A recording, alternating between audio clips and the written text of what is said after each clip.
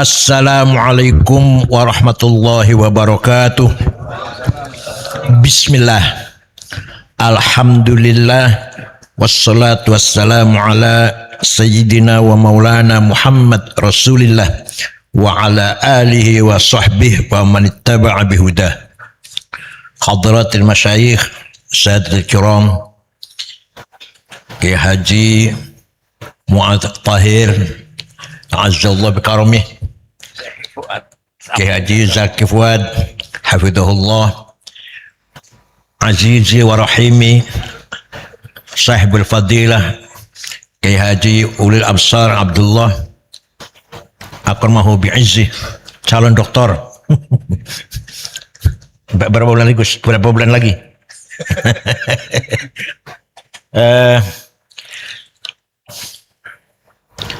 Hadratul Muhtaram Rafiqi wa Rahimi Hadratul Syekh Kiai Haji Rozin Abdul Ghafur. Ada habisnya pantas ya? Pantas lagi. Dr. Yunus tunggalnya siapa?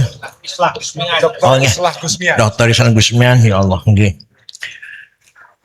Ayo ikhwah. Tasawuf bukan akhlakul karimah.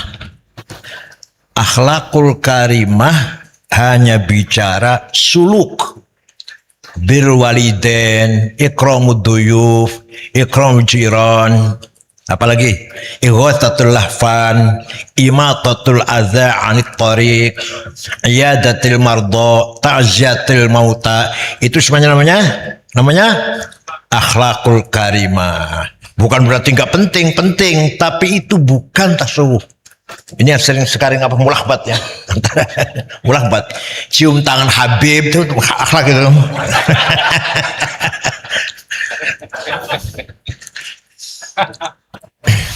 Akhlak ada definisinya sendiri, ada tokohnya sendiri, ada kitabnya sendiri.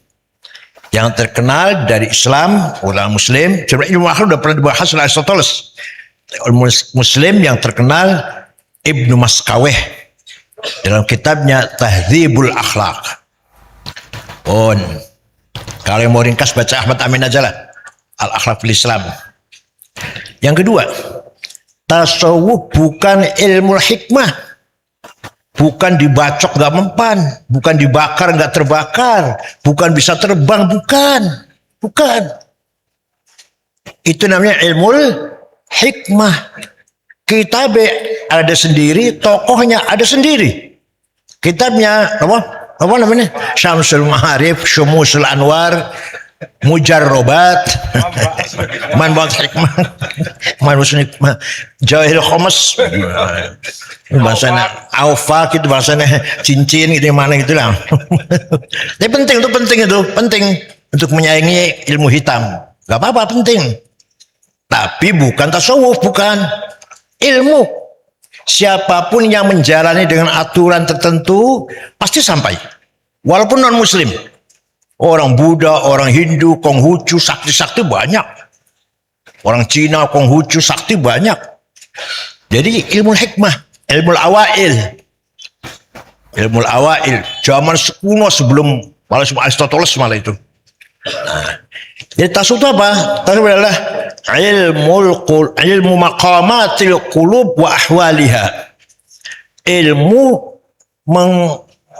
menggapai agar hati kita punya posisi, rohani kita punya makom dan punya hal. Itu baru tasawuf.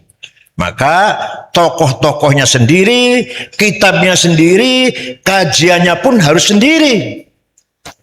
Seperti Minhajul Abidin, belum kitab tasawuf, belum.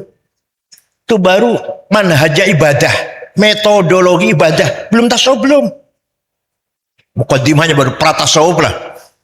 Kalau ihnya baru tasawuf, Mishkatul Anwar baru tasawuf, Mishkatul Anwar, Al-Madnul Ghori Ahli, Al-Qasidatut Ta'iyah. Nah, itu baru tasawuf, Hayakil Anwar. Kalau Minhajul Abidin belum. Al-Adab Fiddin, Adabuddin, Imam Ghazali, baru akhlak. Malah isu ada malah ada bejima, malah ada bejima. Itu akhlak wonten hubungan. Wonten saestu bener-bener.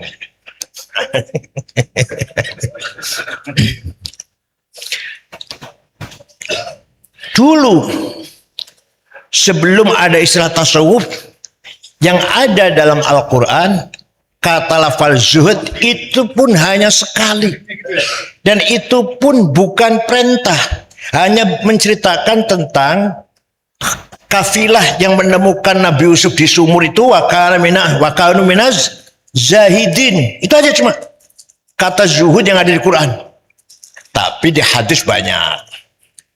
Nah, setelah kejadian Karbala, ya, kejadian tragedi Karbala, Sayyidina Husain wa ahlu baitih, 85 orang kurang lebih dibunuh oleh atas perintah Yazid kepada Ubaidillah bin Ziyad. Kemudian bentuk pasukan 400 orang tahun 63. Di situ ada tragedi yang luar biasa kemanusiaan, bukannya tragedi umat Islam, kemanusiaan. Sayyidina Husain badannya diinjak-injak sampai menyatu dengan tanah, kepalanya diarak lah di kota Kufah.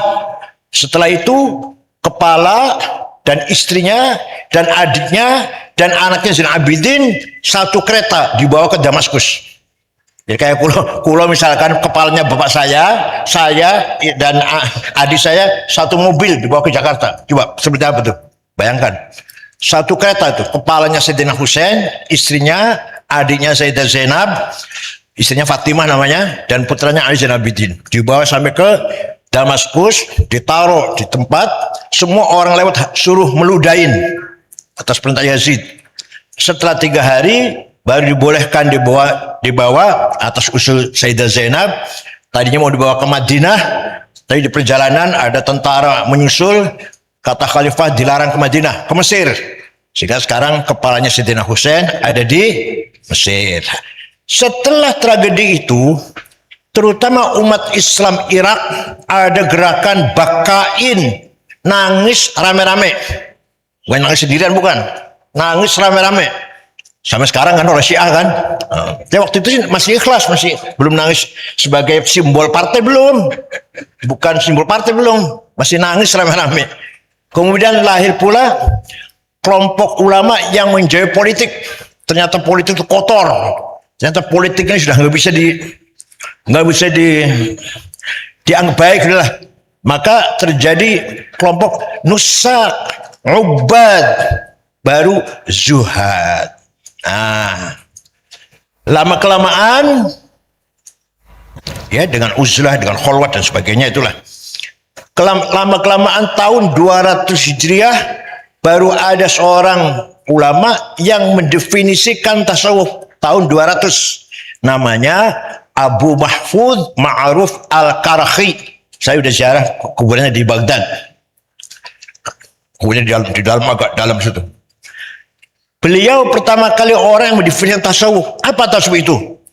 Al-akhdhu bil haqa'iq wal ya'su mimma fi aidil khala'iq. Mendapatkan hakikat, menjauhi kepalsuan. Padahal kita di dunia ini 99,9,9,9 palsu semua. Ada yang kepalsuan itu dengan kopiah hitam seperti saya, ada yang dengan sorban, ada yang dengan sarung, ada yang dengan jubah. Semua palsu itu, semua kepalsuan itu. Malah kebanyakan orang yang maghrur bi anfusihim ulama. 11 macam. Asnaful maghrurin. Ya ayyuhan nas inna wa'dallahi haqqun fala taghurrannakumul hayatud dunya. Wahai manusia, janji Allah hak. Kamu jangan terpedaya oleh dunia. Gampang. Jangan terpedaya oleh dunia, gampang. Jabatan atau uang lah. Tapi yang paling sulit, wala yaghurrannakum billahil ghurur. Kamu jangan tertipu, terpedaya dengan sesuatu yang mengatasnamakan Allah. Saya hafal Quran, hebat. Saya santrinya banyak, hebat. Saya ceramahnya laris. Seperti saya laris ceramahnya. Saya kalau diskusi menangan. Saya penyair. Saya hafid Quran. Saya muhaddits. Saya ahli fikih. Begitu kata saya dikasih conteng biru, apa artinya? Membenarkan, maka itu maghrur namanya. Saya santrinya banyak. Paling banyak santri saya. Di Pati ini misalkan, wah jelas maghrur binafsi. Saya hafal Quran, makanya tamu saya banyak sekali, tamu semua minta air, minta barokah. Maghrur. Saya ceramahnya laris, maghrur. Saya sudah dapat makom, maghrur. Kata orang saya ini sudah waliullah, maghrur. Pokoknya kalau memberi nilai conteng biru pada dirinya sendiri, itu sudah wala yaghurrannakum billahil ghurur. Apalagi saya ketua PBNU, apalagi mantan ketua PBNU saya. Ya Allah. Dah. Wal ya'su mimma fi aidil khalaiq. Kita harus putus hubungan. Jangan mengharap apa-apa dengan makhluk, dengan dokter, dengan insinyur, dengan apapun yang makhluk, kita harus putus hubungan. Itu namanya tajrid. Ya, itu namanya apa namanya? Tajrid. Kalau yang saya tahu, salah seorang sudah makom tajrid itu Mbah Idris Teguh Ireng. Itu luar biasa orang itu. Waktu di Mekah, kalau berangkat ke masjid, polisi-polisi kan meriksa iqamah, izin tinggal itu loh.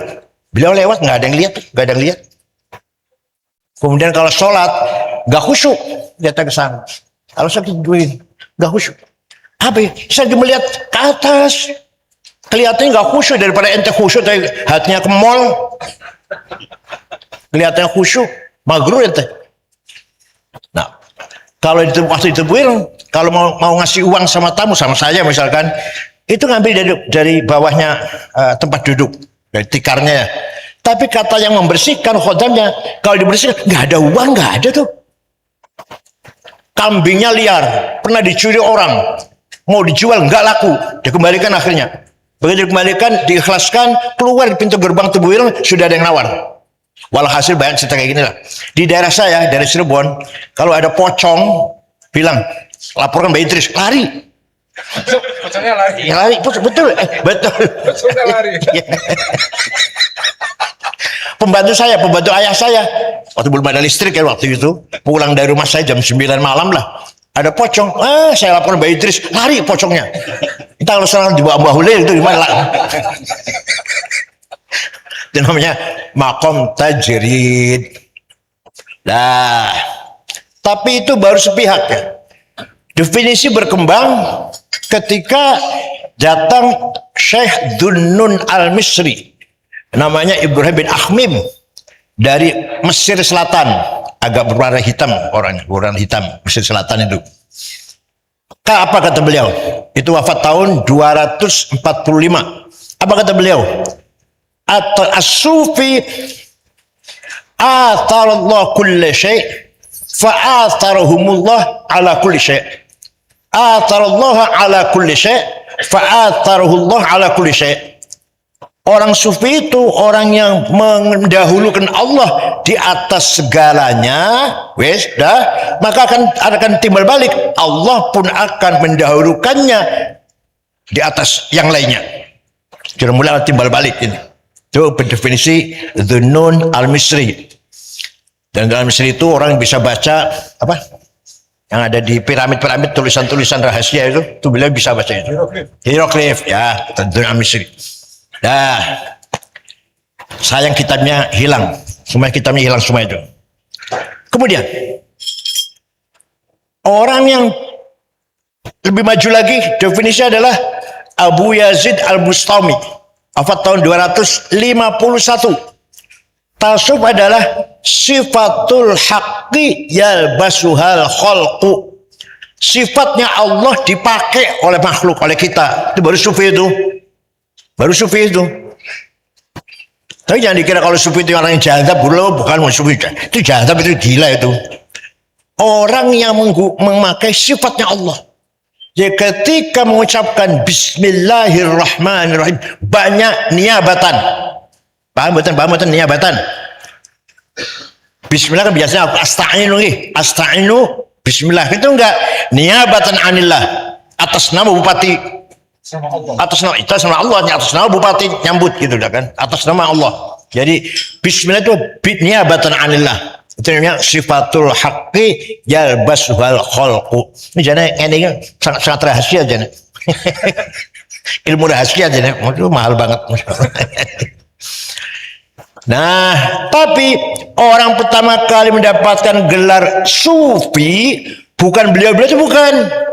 Yang pertama kali mempunyai gelar sufi Jabir bin Hayyan al-Azdi, ahli matematik aljabar.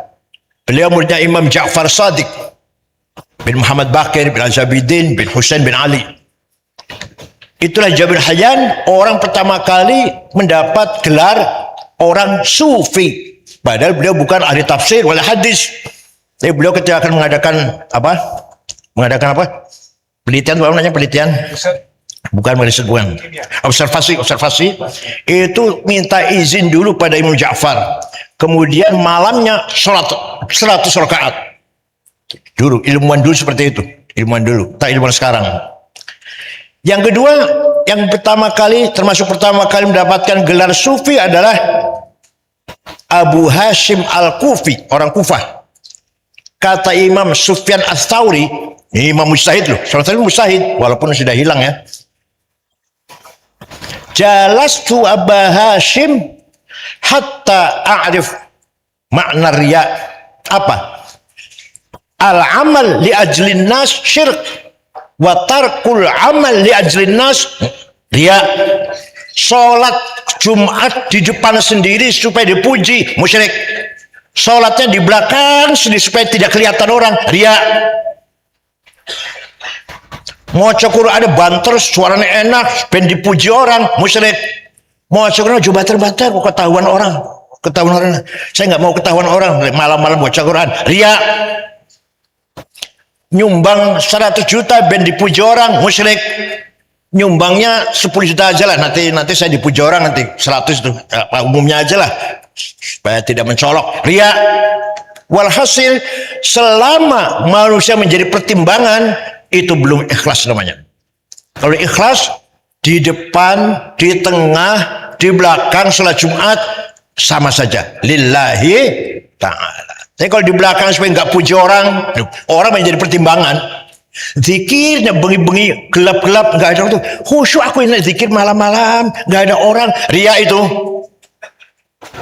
Masih tergantung orang.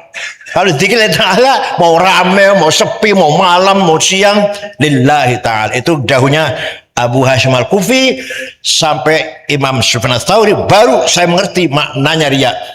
Dan saya bisa meninggalkan riya itu. Kemudian yang ketiga, Utsman ibn Abdul Karim atau Abdul Karim bin Utsman atau terkenal dipanggil Abdak. Itu tiga orang itulah yang pertama kali dipanggil sufi. Nah, orang pertama kali bicara tauhid adalah Abul Qasim Al-Junaid Al-Baghdadi, murid daripada pamannya Asri Sikti. Asri Sikti murid dari Ma'ruf Al-Karhi. Ma'ruf Al-Karhi murid dari Imam Ali Ridho bin Ja'far Shadiq. Imam Jarid mengatakan, tasawuf adalah Allah takuna ma'allah, antakuna ma'allah bila alaqah. Kamu dengan Allah jangan ada transaksi. Jadi sholat kita bukan karena surga, amal kita bukan karena cari surga. Jangankan minta mobil uang, minta surganya pun berarti sholat nggak ikhlas. Minta surganya pun, minta maghfirahnya, minta rahmatnya, masih belum ikhlas namanya. Masih minta surga, masih berarti untuk kepentingan kita kan ya. Ya Allah, kalau sholat supaya masuk surga, berarti kepentingan saya kan. Dia masih ada hawa nafsu itu. Dan surga apa sih? Kalau surga bidadari cantik, duduk di dipan yang empuk, minumnya laban. Berarti untuk kepentingan kamu dong. Kalau orang sholat masih ingin surga, belum ikhlas. Paham boten? Itu imam. Santai mau, saya nggak usah serius, santai mau lah. Ini namanya Abdul Qasim Al-Junaidi Al-Baghdadi. Adapun yang pertama kali berbicara tentang maqamat, Zunnun Al-Misri tadi sudah saya sebut.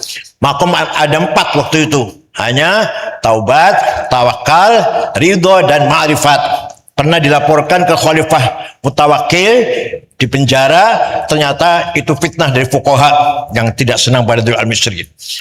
Kemudian perkembangannya sampai ke Abu Al-Bustami, orang pertama kali menyampaikan, menggagas teori fana. Fana, bahkan fana il fana. Beliau pernah mi'raj, tapi ini bukan beda dengan Habib, beda nih, bukan Habib, bukan. Pernah mi'raj, melihat malaikat lagi sholat. Kata malaikat, sini Abu Yazid, sholat, mendekat kepada Allah, nikmat sekali rasanya. Dilihat, enggak, bukan ini, bukan. Naik lagi ke langit yang kedua, malaikat lagi pada istighfar. Ayo sini baca tasbih istighfar pada Allah, nikmat rasanya. Enggak. Sampai diajak ibadah oleh malaikat, ditolak. Sampailah ke puncak, kemudian ada suara, madza turid ya Aba Yazid. Kamu mau apa? Yang kamu mau itu apa? Jawabnya, uridu alla urid. Paham? Urid alla urid, paham?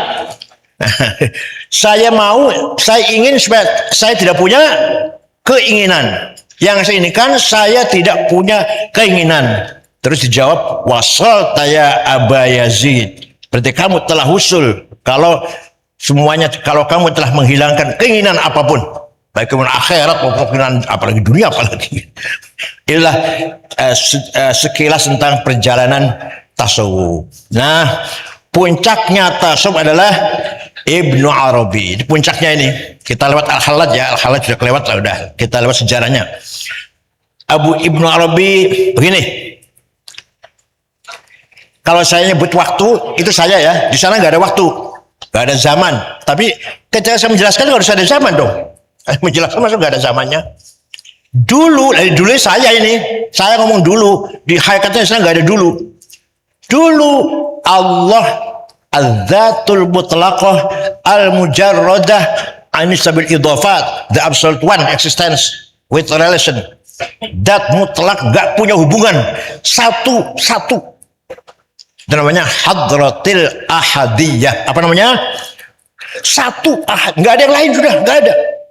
Nah kemudian itu saya nggak ada kemudian. Kemudian Allah ingin mengenal dirinya. Siapa saya ini sebenarnya? Oh, nggak ada yang lain. Saya ini siapa? Begitu dia ingin kenal dirinya, maka terjadi al-faidul aqdas, emanasi yang sangat suci. Terjadi namanya al-hadratul wahidiyah, unity multiplicity. Itu kira-kira. Lahirlah Asma'ul Husna yang 99. Jadi Asma'ul Husnanya Allah itu, Asma' Allah itu merupakan faid min dzati. Nah, setelah jadi Asma'ul Husna, aku Khalik tiba, kira-kira bahasa patinya begitulah. Tiba aku Khalik.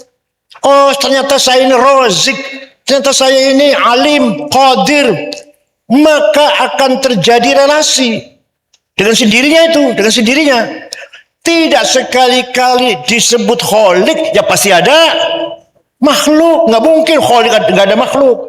Tidak sekali-kali disebut Qadir, ya ada Maqdur. Alim, ya ada Ma'lum. Maka terjadilah semua nisbat, ya, relasi, artikulasi dari asma Allah itu semua lahir di situ.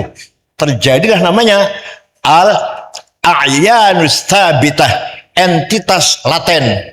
Wujuduhu ka'adamih wa adamuhu kawujudih.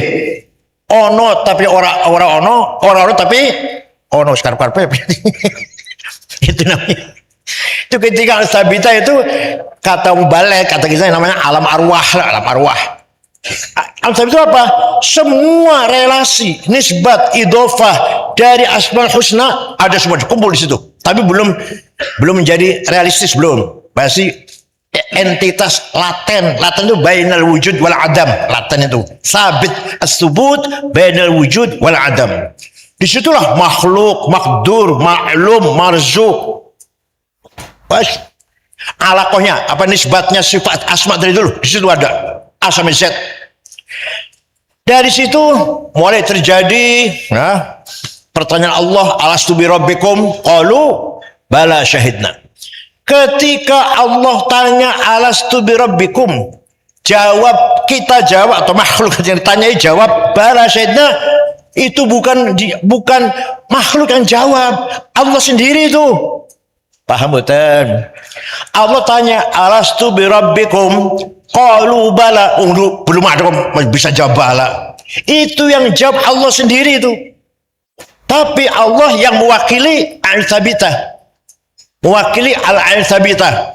Allah tanya kepada dirinya, yang jawab dirinya. Tapi ketika jawab mewakili al-a'yan thabitah, kita semua yang merupakan an-nafkhah ar-rabbaniyah, the divine of God, tiupan Allah.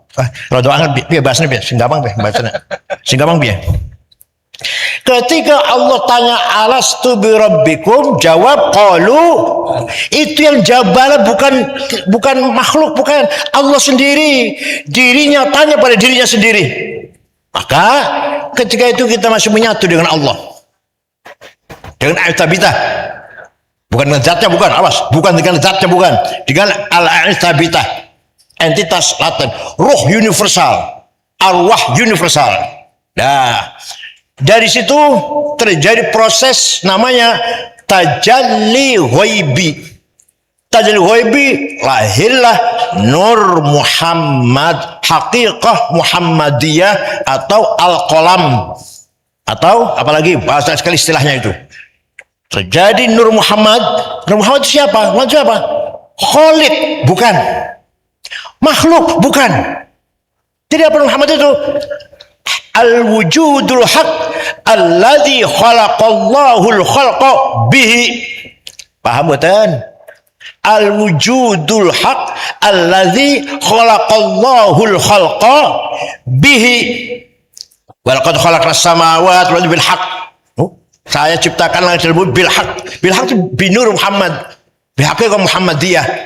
Jadi Nur Muhammad itu adalah al-wujudul haq al-makhluqu bih. Kalau paham betul nih, paham betul.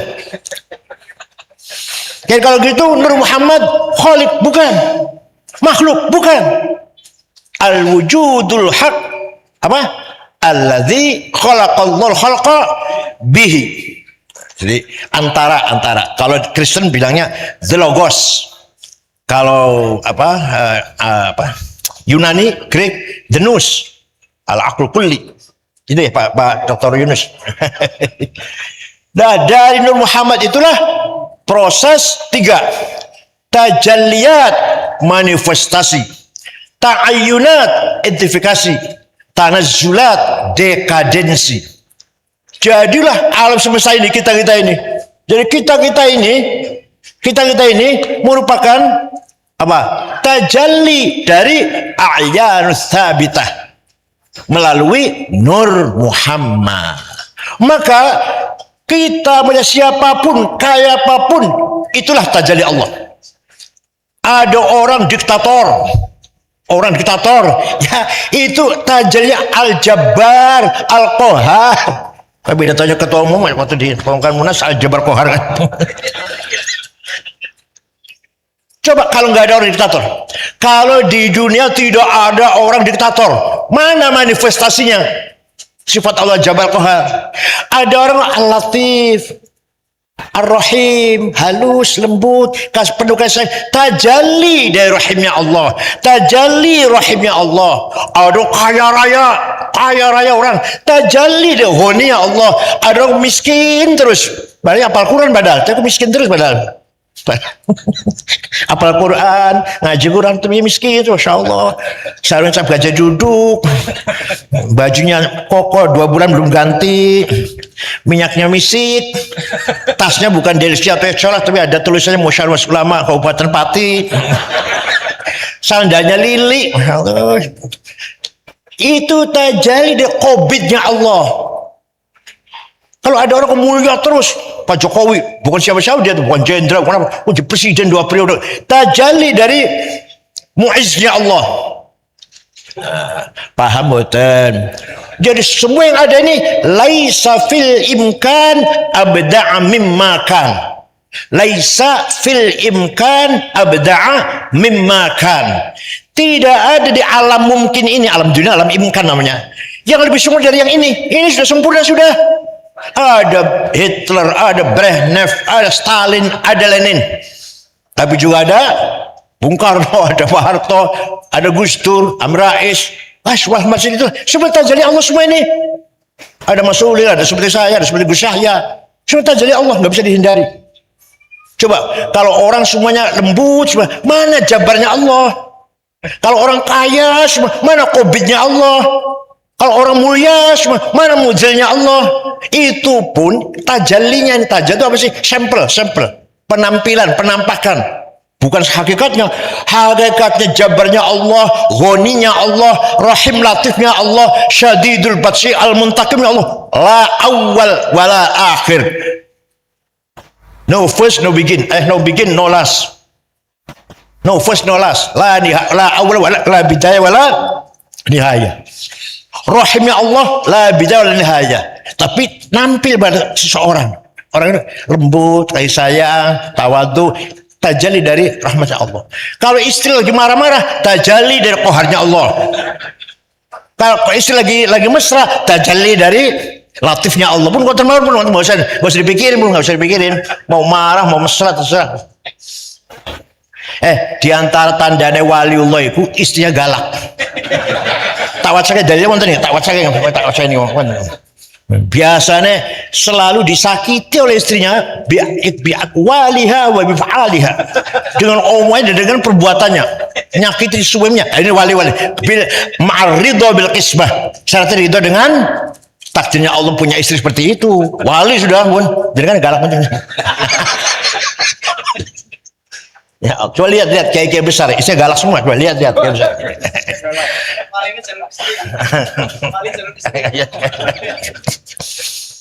Jadi kalau isinya nggak galak, suruh galak biar jadi wali. Nah, jadi semua yang ada ini merupakan tajallinya Allah. Ini solusi yang paling, menurut saya, yang paling gampang, yang paling makul daripada kita memahami tauhid dengan teologi ilmu kalam. Gak akan selesai. Ayo, kodar sampai sekarang gak akan selesai, sampai kiamat gak akan selesai. Semua takdir Allah. Tapi kenapa itu disiksa? Abu Jahal kafir karena takdirnya Allah. Atau Abu Lahab ada di Qurannya. Abu Lahab kafir, takdirnya Allah. Di Qurannya wis dinas. Lah kok masuk neraka? Podo karo seperti orang di borgol, pakai borgol, masukkan ke tahanan, dikunci kamarnya, penjaranya kunci, lawan ayo keluar. Seperti itu kan ya, khotamullahu ala qulubihim, ayo keluar. Ya nggak mungkin keluar di borgol. Aku disiksa. Jadi Allah zalim. Ini sampai kiamat gak akan selesai. Nah, kalau Mu'tazilah mengatakan imannya Abu Bakar, kafirnya Abu Lahab dari dia sendiri, bukan dari Allah. Kalau kita lihat sunnah khairi wa syarihi min Allah. Daripada itu lebih baik ini, lebih baik teori tajalli tadi, paling enak gampang. Semua yang ada ini merupakan tajalli min tajalliyatillah. Ini pun belum sempurna, belum. Aduh, baru ya Allah, baru sedikit banget. Apalagi cuma dosa 70 tahun. Kalau umurnya 70 tahun pada orang Mu'adz. Setiap hari saya dosa terus, ya Allah. Setiap hari saya dosa. Tapi maghfiratullah la bidayah wa la nihayah. La awal wa la akhir. Jadi ya nafsu la taqnati min zallatin azumat innal kaba'ira fil ghufrani kalamami. Dosa saya 70 tahun dibanding disandingkan dengan maghfiratullah, alah hilang. Enggak ada apa-apanya, asal tauhid. Ringkasnya seperti itu, ringkasnya tasawuf seperti itu. Jadi bagaimana kita memahami hakikat wujud ini? Begitu kita bicara wujud, pasti bicara yang universal. Nah, secara contoh begini. Orang yang matinya husnul khotimah, surga. Sebenarnya kalau secara filosofi bukan masalah surga, bukan. Akan kembali kepada ruh kulli, kembali pada al-thabitah yang dulu pernah jawab qaulu bala dulu. Nah, orang yang bersama-sama ruhnya arwahul ulama wal auliya wa mutamakin wa auliya tis'ah wa anbiya wa rusul sana.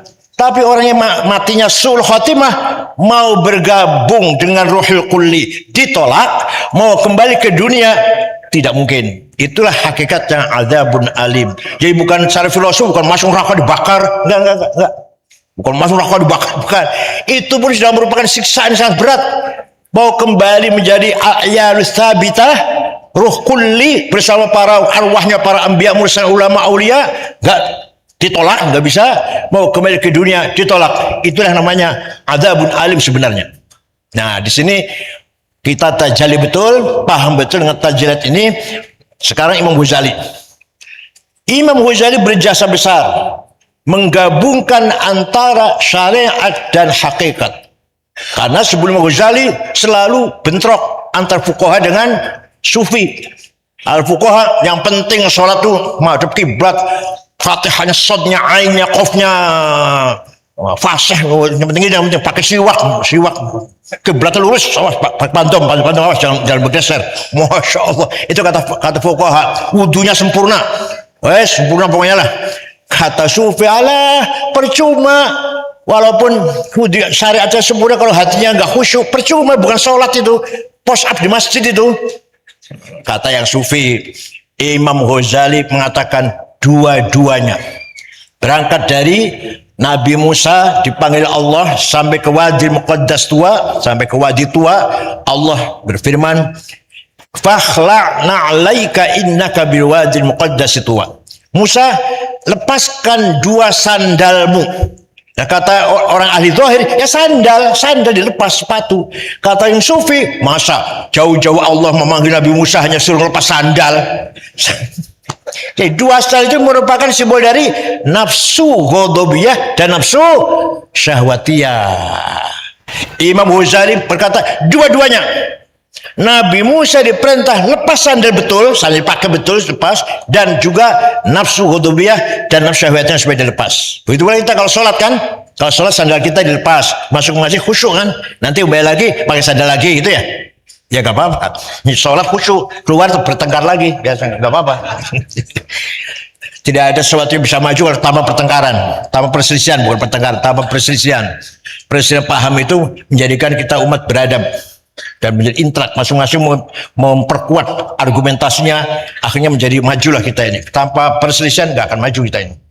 Oleh karena itu, sekali lagi, tasawuf bukan sekedar ilmu akhlak, tasawuf bukan sekedar ilmu hikmah, tetapi adalah ilmu maqamatil qulub wa ahwaliha. Saya kira itu aja. Cekap nggih? Monggo kalau mau protes apa kritik apa marah-marah silakan, biasa. Syukran, wassalamualaikum warahmatullahi wabarakatuh.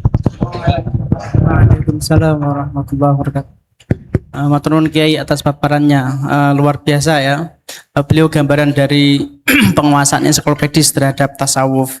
Beliau berbicara tentang sejarah tasawuf, sejarah definisi tasawuf dari yang sifatnya negatif. Tasawuf itu tidak seperti ini, tasawuf bukan akhlak, tasawuf bukan ilmu hikmah dan lain sebagainya, sampai kemudian menyebutkan ragam variasi definisi tasawuf dari berbagai tokoh sufi, dan kemudian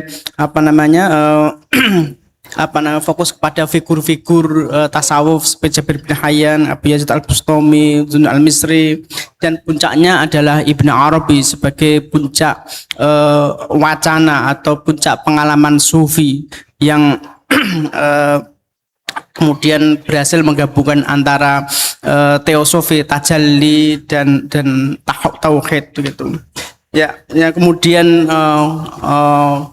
dihubungkan dengan Ghazali yang berusaha menggabungkan antara syariat dan hakikat.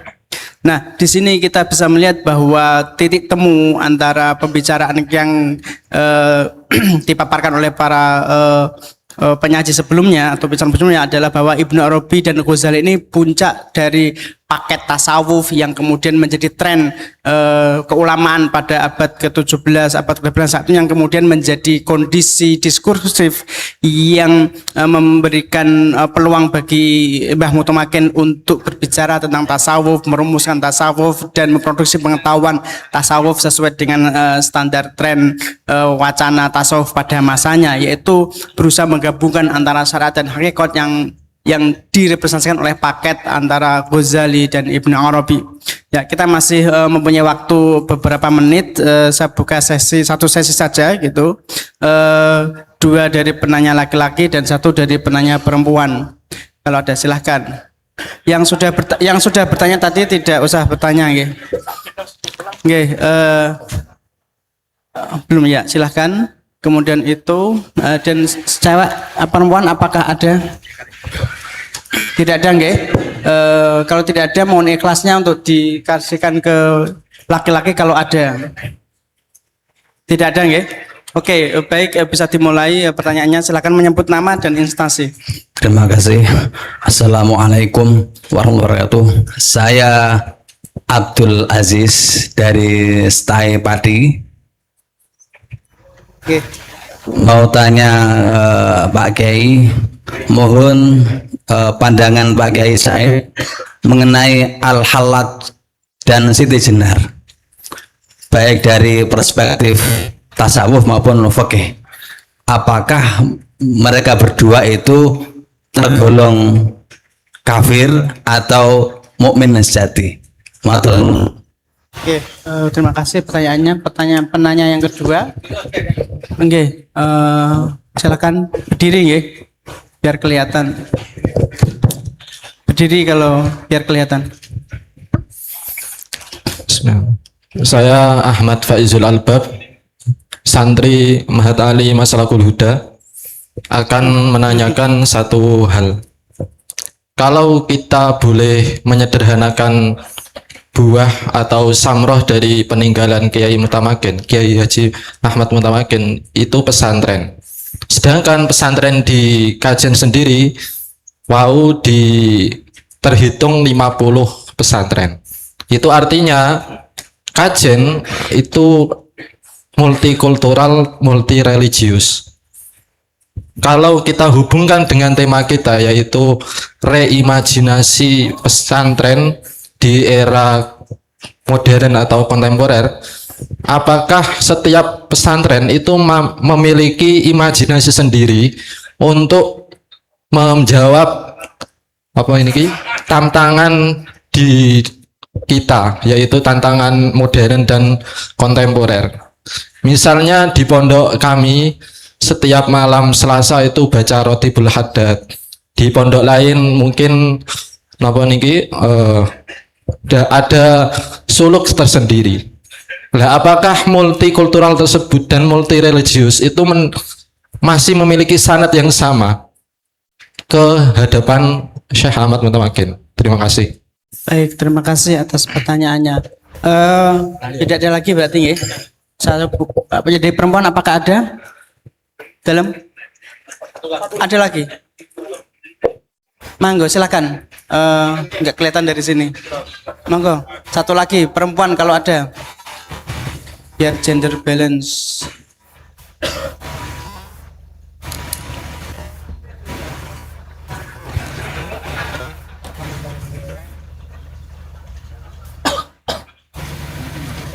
Tidak ada, nggih. Udah kita tutup, nggih. Ada dua pertanyaan, Kiai.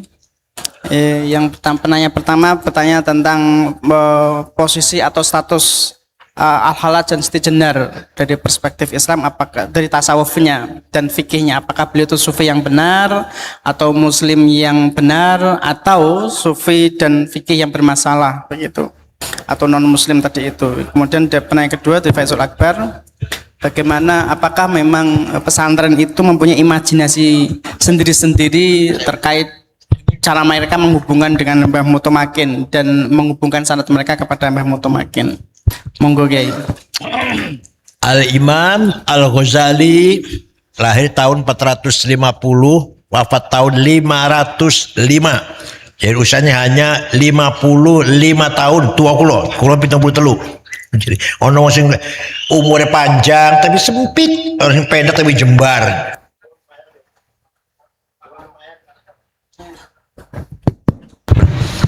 Ya kalau lumayan suaranya gue mau nyoblos Muhaimin lah, lumayan sekarang. Imam Ghazali putranya kiai kecil, kiai Deso. Dia namanya Ahmad, dia namanya Muhammad. Setelah bapaknya sakit, wasiat kepada sahabatnya bapaknya namanya Syekh Ahmad bin Ismail. Ismail, ini anak dua ini tolong kamu pelihara, saya titip, dan ini ada uang sedikit untuk biayai anak dua ini. Ya, beliau wafat, bapaknya wafat, dipelihara oleh Syekh Ahmad Ismail. Uang habis, biayanya habis sudah. Karena Ismail menasihati, kamu berdua masuk ke madrasah Al-Nizamiyah. Di sana gratis, makan, minum apa gratis. Mudah-mudahan kajian gratis, mudah-mudahan. Jadi di sana ada makan, ada tempat tidur, ada makan. Masuk madrasah Nizamiyah. Waktu itu direkturnya atau rektornya Imam Abdul Malik Al-Haramain. Nah, kata beliau pun gitu. Talabtul ilma li ghairillah fa'abal ilmu illa ayyakuna lillah. Pertama kali aku golek ilmu, pertama kali saya cari ilmu tidak karena Allah. Tapi ilmu itu sendiri tidak mau kalau tidak karena Allah. Talabtul ilma li ghairillah fa'abal ilmu illa ayyakuna lillah. Jadi pertama kali anak masih remaja silakan, nggak usah lillah, nggak usah lulus teladan cum laude, nggak apa-apa, jangan kalah gitu dulu. Udah tua lah baru lillah ta'ala. Nah, Imam Ghazali masih jadi murid sudah sering berdebat dan mengungkuli Imam Haramain. Imam Haramain sampai tersinggung. Saya mengatakan begini, kamu nggak sabar nunggu saya mati dulu. Hanya kamu jangan terkenal dulu deh. Selama saya masih hidup kamu jangan terkenal dulu, kata Haramain. Apa kamu gak sabar nunggu saya mati? Sampai segitu. Saking terkenalnya Ghazali masih mahasiswa itu ngalahkan rektornya. Ringkas cerita, Imam Haramain wafat, Imam Ghazali mengganti Imam Haramain. Ngajar semua ilmu kalam, usul fikihnya nulis Al-Wajiz 1 jilid, Al-Wasit 2 jilid, Al-Basit 4 jilid. Usul fikih, Mahakin Nadhar, Al-Qiyas, Al-Mustasfa, Al-Mankhul, usul fikih, ilmu kalam, Al-Iqtisad fi i'tiqad, dijawab fi ilmu kalam, sampai filsafat, akhlak dan sebagainya. Kemudian filsafat, maqasidul falasifah dan tahafutul falasifah. Terakhir tasawuf. Pertama dimulai dengan al-muqid min ad-dhalal, ujungnya Ihya Ulumuddin. Begini. Ketika beliau jadi rektor, kan Ghazali rektor ya? Ghazali rektor ya? Rektor. Saya jadi rektor katanya Ghazali. Yang saya kerjakan ini mendekatkan saya kepada Allah apa enggak? Jadi saya sehari-hari ini, amal saya ini sehari-hari mendekatkan, mendorong saya dekat pada Allah apa tidak? Tidak, ternyata. Pagi-pagi sarapan, berangkat kantor, ngurus mahasiswa, tanda tangan terima wali murid, ya ada amplopnya dikit-dikit nggak apa-apa, halal, barokah. Terus segala itu imam sholat zuhur, ngajar zuhur, masalah zuhur, sama makan siang, istirahat, asar dipatamu lagi, maghrib mimpin tahlil, isya, tiap hari begitu terus, rutin. Semakin mendekatkan diri pada Allah apa enggak itu amal ente ini? Tiap hari rutin. Ceramah, dari ceramah sana, ceramah sini. Masya Allah. Pulang ngajar, tanda tangan mahasiswa. Ternyata kan Ghazali, saya ini hampir masuk jurang neraka. Saya ini sekarang berada di bibirnya neraka. Ala syafa jurfin jahannam. Saya sudah di bibirnya jahannam saya ini. Akhirnya itu baru 2 tahun jadi rektor. Dan rektor dulu bukan kayak sekarang rektor banyak sekali. Dulu jarang rektor. Akhirnya permisi pada Khalifah Al-Mustadhiri, namanya Khalifah Al-Abbasi. Khalifah, permisi saya mau pergi haji. Wah, kalau bilang mau mengembara nggak boleh. Dan pergi haji nggak bisa dilarang mau pergi haji kok. Betul haji betul. Tapi bukan hanya haji. Sampai ke Mesir. Ya haji ya. Sampai ke Mesir, ke Palestina, berakhir di Damaskus. Di Damaskus menyendiri khalwat uzlah di menara Masjid Amawi. Di Damaskus, di menaranya nggak ketemu orang kecuali kalau jamaah turun, setelah jamaah kalau setelah itu naik lagi 4 bulan. Setelah itu beliau dari sana, ternyata ilmu semuanya kulit kacang goreng semua itu. Ilmu apa saja semua itu nggak ada manfaatnya. Ilmu nahwu, ilmu alat nggak ada artinya. nahwu sorof. Ilmu apa? Ilmu fikih, ilmu helah, yang helah itu. Besok mau datang haul, sekarang saya potong kambingnya satu, nggak jadi zakat, ya nggak? Atau mau nikah di helah juga bisa nikah di helah. Imam Malik tanpa wali, Imam Hanafi tanpa saksi. Nah, ambil dua-duanya, enak itu malah berdua. Imam Malik kita ikutin, Imam Hanafi kita ikutin, sehingga tanpa wali tanpa saksi. Ilmu fikih itu helah fikih. Saya punya uang 100 juta setahun wajib zakat aja. Saya pakai belanja 25 juta, nggak wajib zakat sudah. Fakir ini. Itu kata Ghazali, fakir itu ilmu tipu, itu ilmu helah, ilmu tipu-tipuan. Filsafat apalagi tahafid filsafat itu. Kenapa? Kalau filsafat suka bohong, pasti salah. Contoh. Seseorang tidak bisa menyelesaikan sesuatu 100% kecuali kalau melewati 50% dulu. Kita tidak akan menghabiskan air 100% kecuali melalui 50% dulu. Oke. Sekarang ada berkecot dulu. Sudah jalan 1 meter, kita nggak akan bisa ngejar. Kenapa? Begitu saya lari 50%, berkecot sudah berangkat lagi sudah. 2 cm. Kita kejar lagi, berkecot sudah berangkat lagi. Kita 50%, berkecotnya berangkat terus. Menurut akal loh. Kenyataannya buatan kan? Kenyataannya buatan. Berkecot kalau sudah salah kita kejar bisa. Tapi akal, kalau berkecot sudah duluan jalan 1 meter, kita nggak bisa mengejar. Kenapa? Karena kita tidak bisa melangkah kecuali 50% dulu. 100% dulu harus melewati 50 dulu. Jadi begitu saya lari 50%, berkecot dia bergeser 2 cm misalkan. Kita kejar lagi 5% dulu. Belum dia geser lagi sampai kiamat nggak akan terkejar itu. Menurut di sini salahnya akal katanya. Kata Ghazali antara ini dalam kitab Tafsir Falasifah. Tapi menyalahkan gitu nulis falsafat dulu. Maqasidul falasifah. Ini loh tujuan filsafat saya ngerti, tapi ini salah. Filsafat itu kafir 3 hal. 1, ilmu Allah al-kulli. Allah hanya tahu yang kulli, juz'i nggak tahu. Kalau ada kayu kering mendekati api kebakar, tapi Allah nggak tahu sekarang ada kebakaran. Kalau ada kertas kena api ya kebakar, tapi Allah nggak tahu sekarang ada orang bakar rokok nggak tahu itu. Itu namanya ilmu juz'i. Kenapa? Kalau juz'i itu terikat dengan waktu. Tadinya ada, sekarang ada kan. Tadinya rumahnya nggak kebakar, sekarang kebakar. Jadi Allah berubah ilmunya dong. Tadinya Allah tahu ini rumah nggak kebakar, sekarang rumahnya kebakar. Tahu Allah rumah kebakar, berarti ilmunya Allah berubah. Ilmu Allah itu kulli. Dia tahunya cuma kalau ada api mendekati kayu ya kebakar. Tapi hari ini rumahnya si fulan kebakar nggak tahu Allah. Paham kan? Itu yang kedua. Al-ba'tsur ruhani. Nanti bahas di kuburan itu ba'ts ruhani.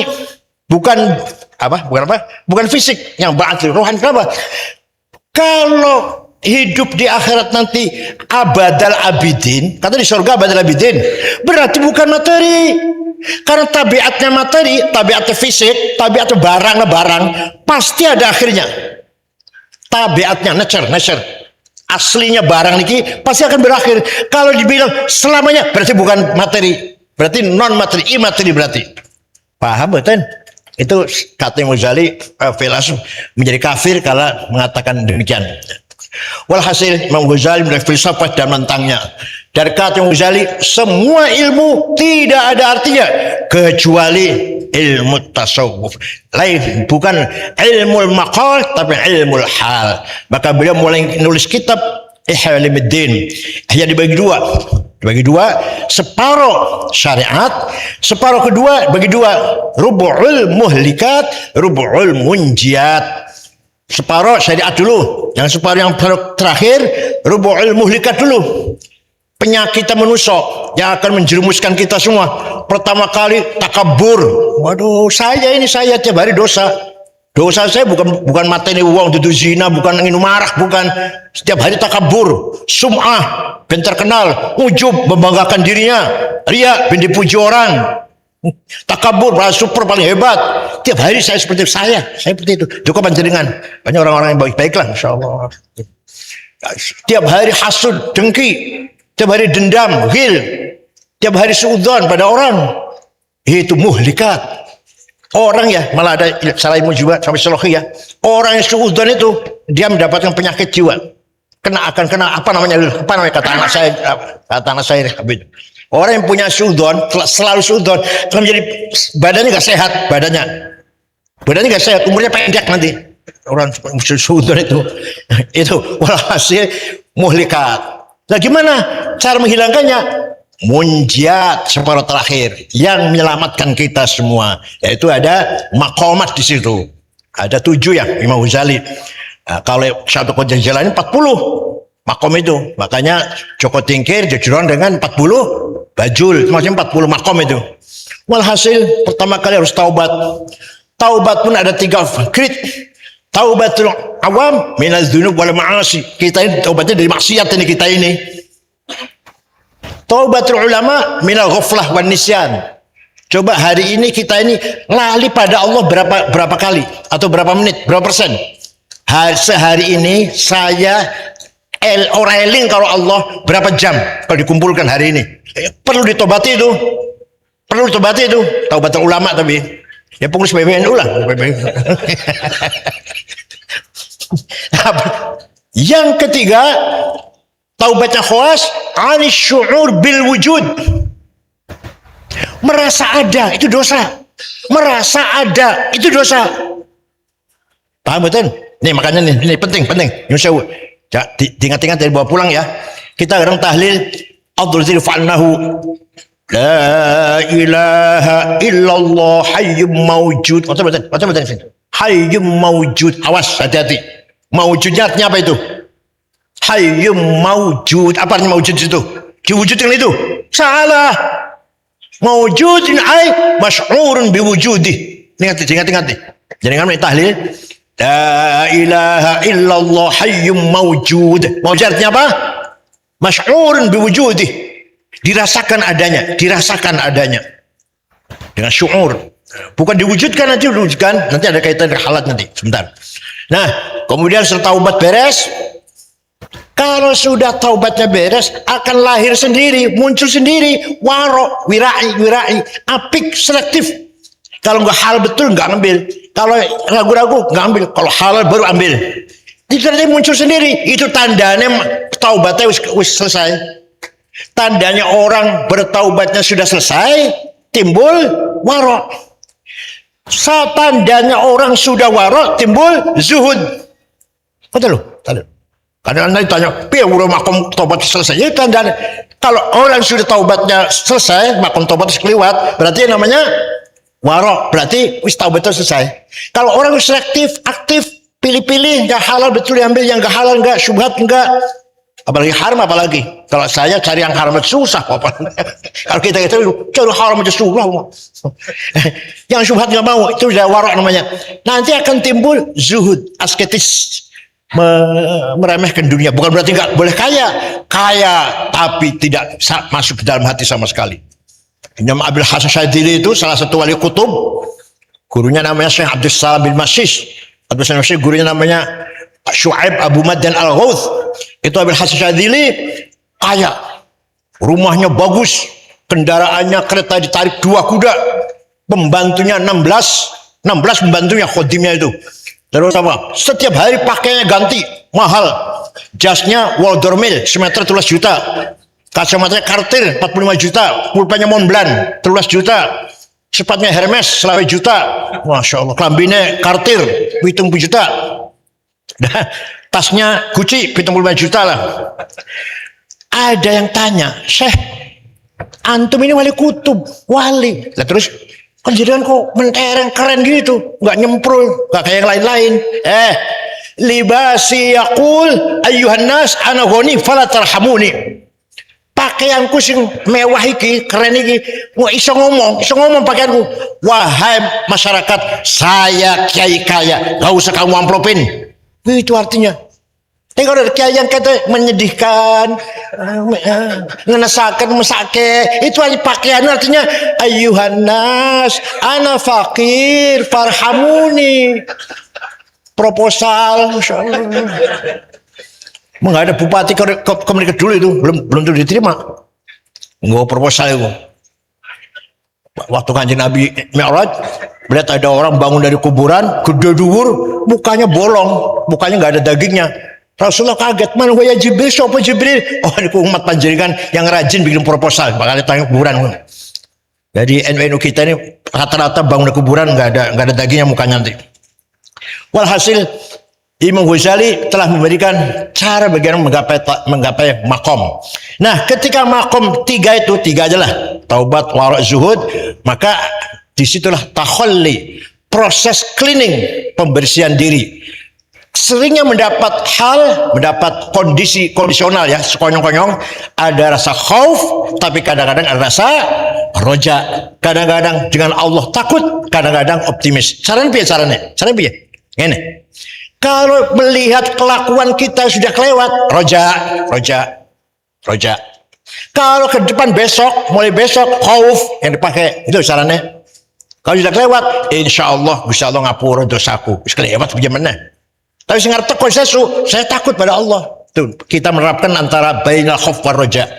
Namanya tidak boleh khauf sekali, nggak boleh sama Allah takut banget. Allah galak banget apa? Si galak ente bukan Allah malah. Atau Allah teledor membiarkan, ya juga tidak. Maka roja untuk yang sudah lewat, khauf untuk yang ke depan. Setelah tiga selesai, maka akan dimasuki fase tahalli. Apa? Sabar. Dilalak kalau dari zuhud itu sabar. Kalau orang sabar berarti zuhudnya sudah selesai. Sabar itu bukan kalah. Sabar itu bukan lemah. Sabar itu adalah min ribatil mu'min. Ya alladzina amanu isbiru wasabir warabitu. Ribatil mu'minin as-sabr. Jadi ketika perang enggak pernah mundur, berjuang enggak pernah mundur, nahi mungkar enggak pernah berhenti. Itu sabar jenenge. Itu sabar katanya kekalahan, Masya Allah sabar. Sabar tuh berani itu namanya sabar namanya. Paham kan?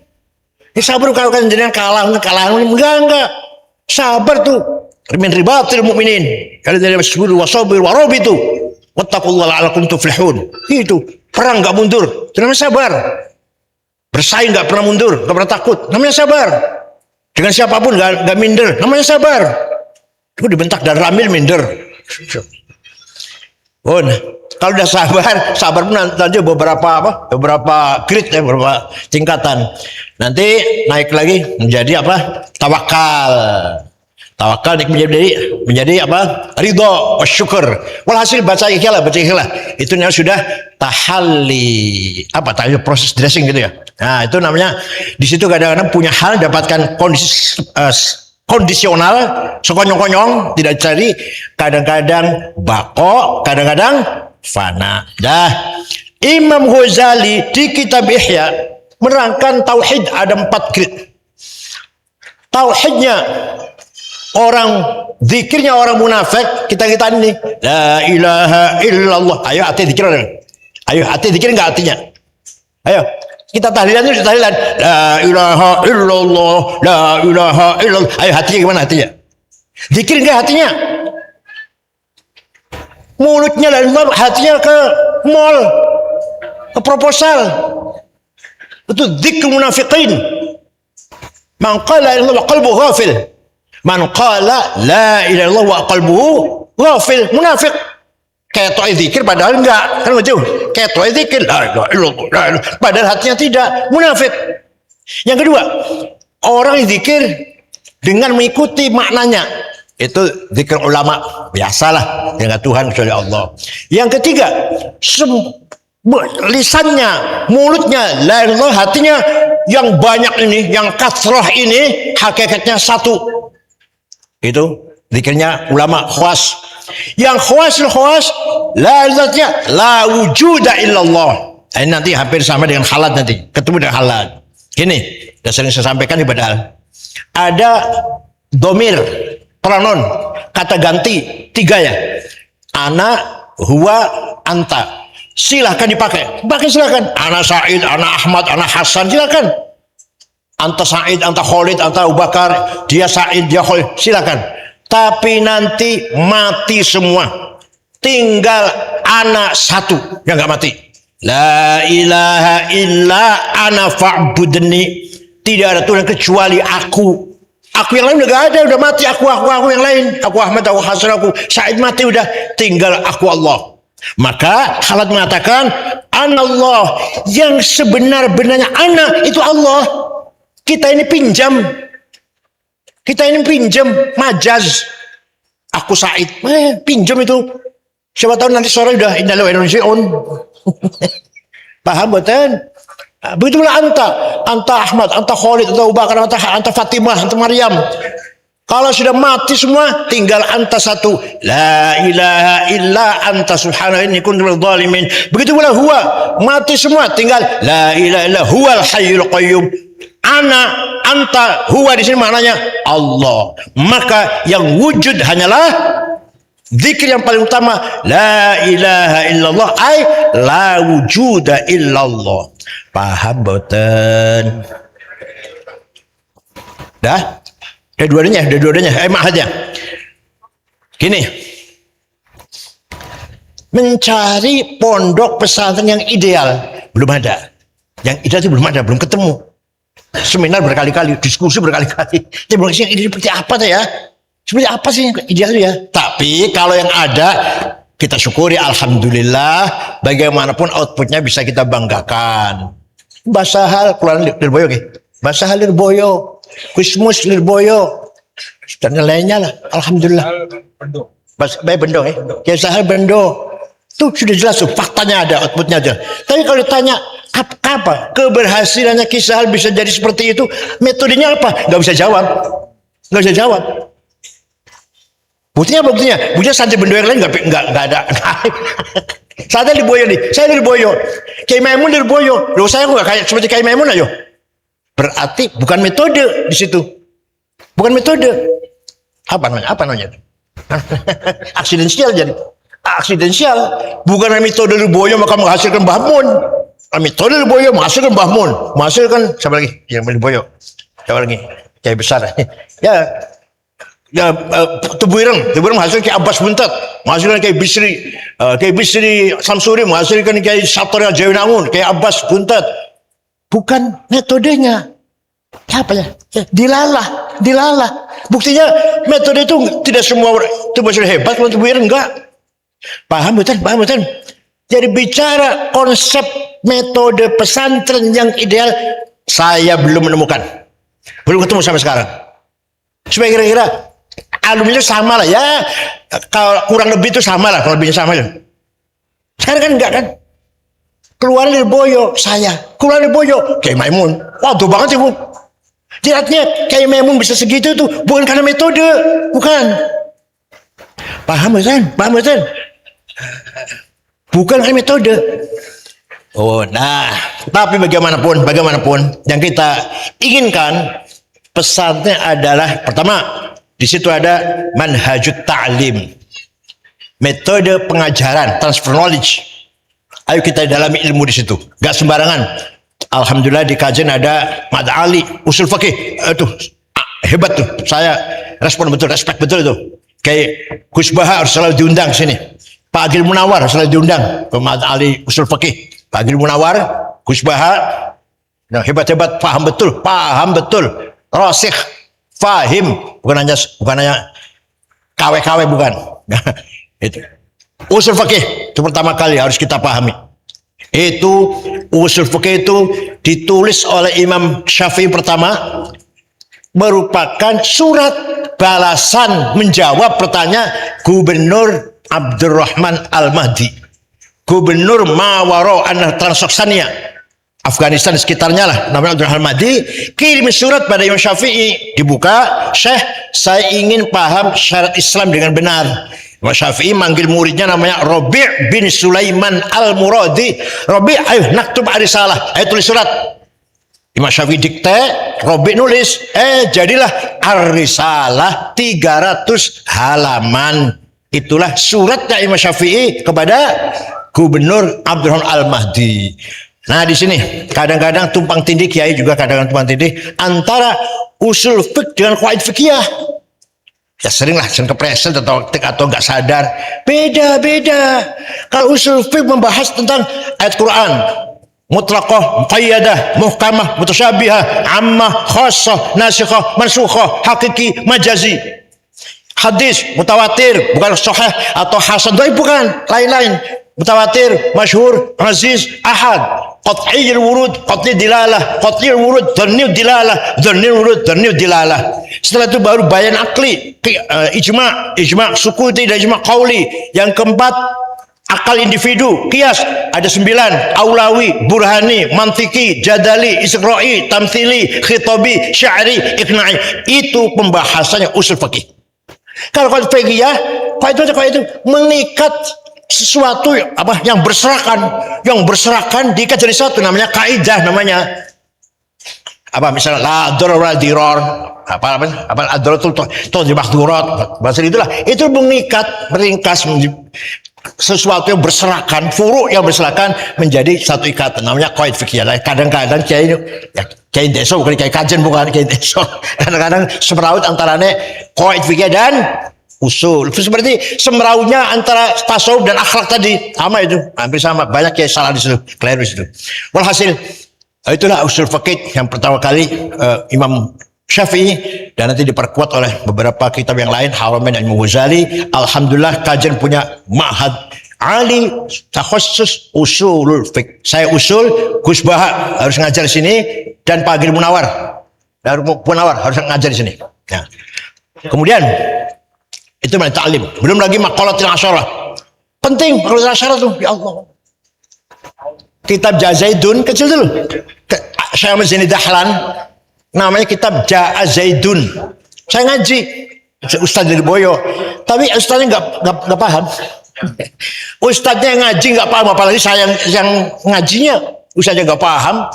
Zaidut tawilul abyadu ibnu maliki fi baitihi bil amsi kana muttaqi biyadihi sayfun lawahu faltawa fadhi maqulatun asrun sawa.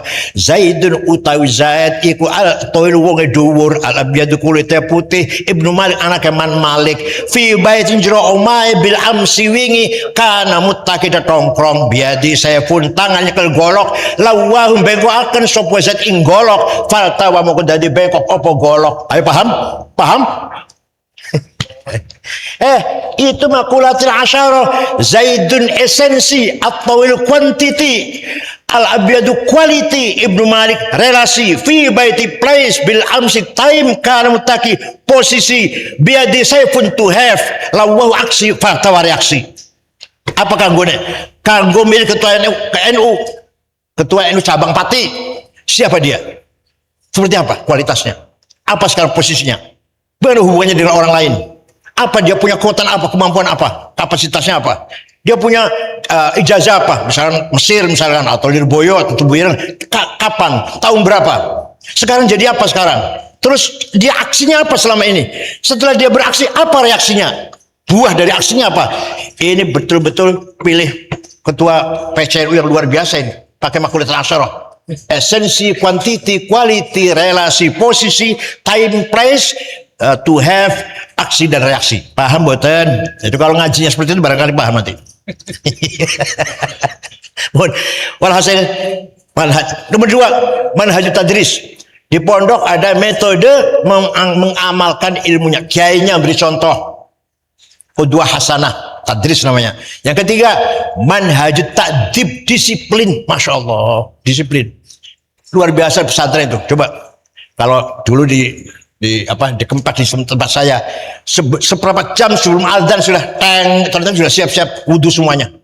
Kita azan langsung qomat. Disiplin sekali, taat sekali pada kiai. Namanya manhaj ta'dib yang tidak dimiliki oleh lembaga yang lain. Yang terakhir, manhaj tarbiyah. Tarbiyah apa? Ruhaniyah. Pertama, membentuk basirah.